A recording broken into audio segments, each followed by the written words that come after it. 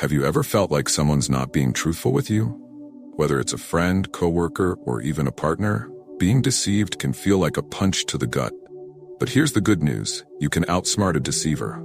In today's video, we're going to uncover simple ways to spot lies and stay one step ahead. Deceivers rely on your trust. They'll twist the truth and tell half-lies to manipulate you. One of their favorite tricks is exaggeration. They might stretch the truth just enough to make their story believable. But pay close attention. When someone's exaggerating, the details often don't add up. Ask for specifics. The more they talk, the more they struggle to keep their story straight. Another sign of deception is overexplaining.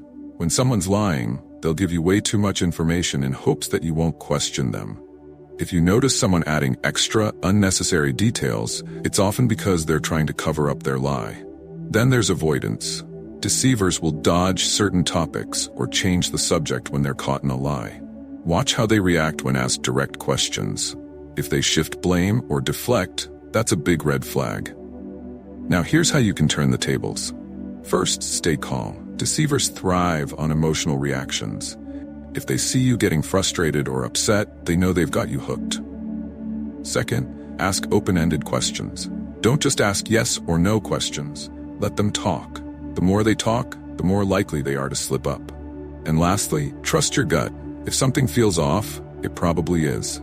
Your intuition is powerful. Don't ignore those small signs: body language, eye movements, or hesitation when answering. These clues can tell you when someone's not being honest. Remember, you have the power to protect yourself from deception. The more you understand how deceivers operate, the harder it will be for them to fool you. Thanks for watching. If this video helped you outsmart a deceiver, be sure to hit the like button, subscribe for more tips, and share this video with someone who might need it. Stay smart and see you next time.